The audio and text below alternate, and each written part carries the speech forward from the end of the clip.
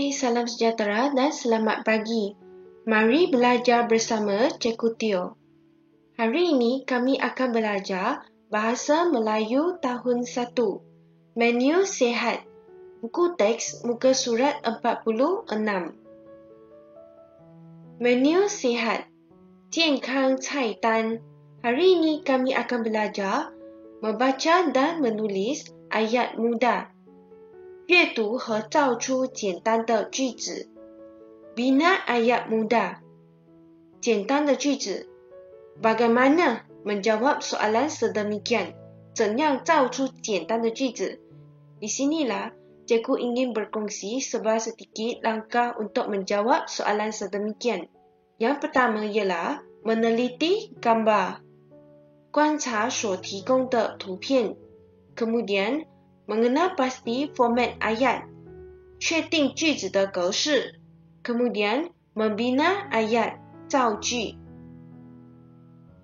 Format bina ayat mudah 简易或基本的句子格式 iaitu siapa, tambah, buat apa Kemudian tambah kata nama 名词 ataupun kata adjektif 形容词 Contohnya, pandai, cantik, rajin, ringan tulang dan sebagainya. Ataupun bolehlah kita tambah kata sendi nama, 介词 Contohnya, dengan, di, untuk dan sebagainya. Siapa boleh terdiri daripada kata nama. Buat apa boleh terdiri daripada kata kerja, 动词. Jadi, siapa tambah buat apa 动词 tambah di sinilah kita boleh pilih salah satu. Jadi senanglah untuk kita membina ayat mudah. 人加动词加名词、形容词或介词，这样的话我们就能够简单的造出一个句子。Kata nama yang cikgu sebut tadi juga boleh dikenali sebagai subjek. Kata nama yang cikgu sebut tadi terdiri daripada kata nama am, 普通名词 Contohnya, lembu, cikgu dan sebagainya. Kata nama khas, 专有名词 Contohnya, Weihan ataupun kata ganti nama diri, 人称 Contohnya, kata ganti nama diri pertama, saya, kami, kita dan sebagainya. Kata ganti nama diri kedua ialah 第二人称 kamu, awak, kalian dan sebagainya. Kata ganti nama diri ketiga contohnya dia, mereka, beliau dan sebagainya. Kata nama ini bolehlah dikenali sebagai subjek dalam ayat. Jadi, sebelum kita masuk buku teks kita, marilah kita mengimbas kembali langkah membina ayat mudah. Yang pertama ialah meneliti gambar. Yang kedua, mengenal pasti format ayat. Format dia ialah siapa, tambah, buat apa, tambah, kata nama, kata adjektif ataupun kata sendi nama.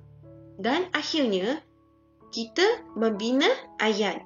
Di sinilah cikgu memberikan contoh ayat. Langkah yang pertama ialah meneliti gambar. Dalam gambar ini, perbuatan yang sedang dilakukan ialah membaca buku, 阅读书本. Jadi, kalau kita hendak membina ayat, kita perlulah mengikut format yang cikgu terangkan tadi. Dalam contoh ini, 我在房里阅读书本. Saya ialah siapa. Kemudian, kata kerja. Dan kata kerja ialah membaca buku. Kemudian, yang belakang bolehlah kita tambah kata sendi nama, kata adjektif, kata nama dan sebagainya. Di sinilah cikgu memberikan contoh 在房里. Jadi, dalam ayat ini, di dalam bilik. Jadi, saya ialah siapa. Membaca ialah kata kerja. Buku, kata nama. Di, kata sendi nama. Bilik, kata nama. Di sinilah cikgu telah mengikuti format ayat kerana dalam ayat cikgu ada siapa, kata kerja, kata nama, kata sendi dan kata nama. Contoh ayat yang kedua. Perbuatan yang sedang dilakukan dalam gambar ini ialah memasak, 煮. Jadi, 妈妈煮好吃的食物. Kalau kita hendak membina ayat, kita perlu mengenal pasti siapa. Siapa? Ibu. Kemudian, kata kerja, memasak. Memasak apa? 食物. Makanan. Makanan 好吃的. Kata adjektif. Makanan yang enak.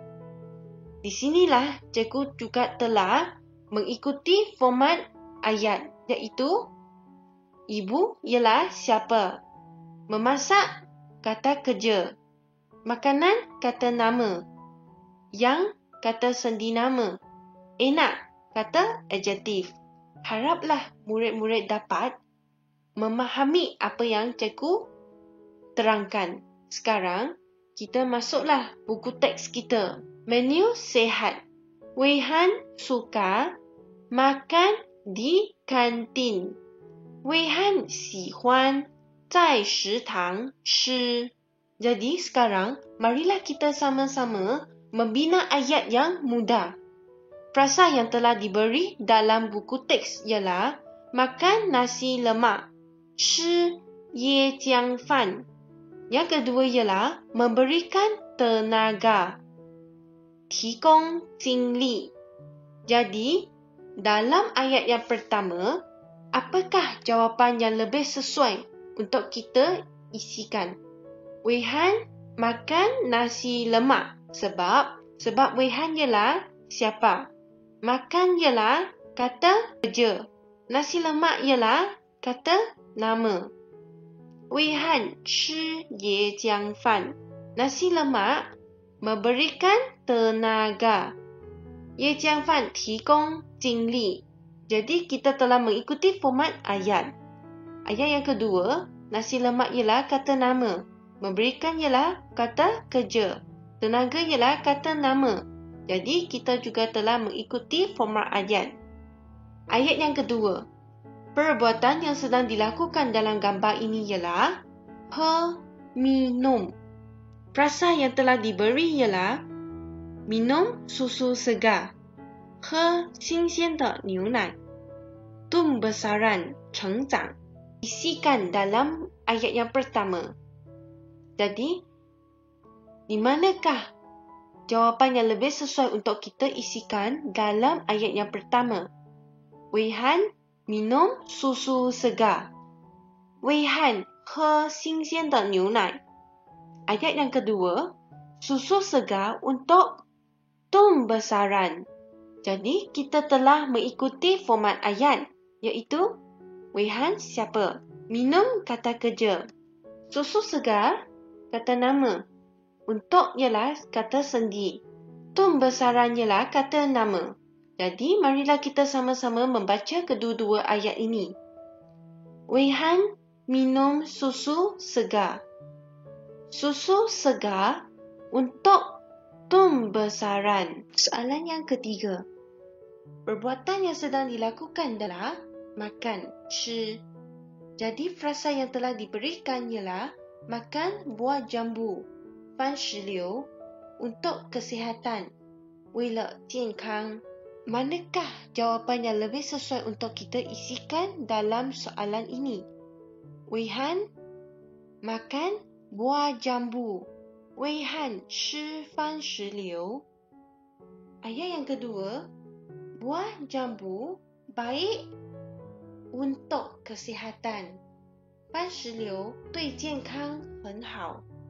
Jadi dalam kedua-dua ayat ini, kita telah mengikuti format bina ayat mudah. Kenapa? Sebab Wei Han ialah siapa ataupun kata nama khas. Makan kata kerja. Buah jambu ialah kata nama. Ayat yang kedua, buah jambu baik untuk kesihatan. Buah jambu ialah kata nama. Baik ialah kata adjektif. Untuk ialah kata sendi nama. Kesihatan ialah kata nama. Okey, kita masuklah soalan yang keempat. Perbuatan yang sedang dilakukan dalam gambar ini ialah makan. Jadi frasa yang telah diberikan ialah makan roti telur. 吃鸡蛋面包 mempunyai khasiat, 有营养. Jadi, di manakah jawapan yang lebih sesuai untuk terisikan? Cuba murid camkan. Ayat yang pertama, Wei Han makan roti telur. Ayat yang kedua, roti telur mempunyai khasiat. Wei Han 吃鸡蛋面包. 鸡蛋面包有营养. Dalam dua-dua ayat ini, kita telah mengikuti format bina ayat. Kenapa? Sebab Wei Han ialah siapa ataupun kata nama khas.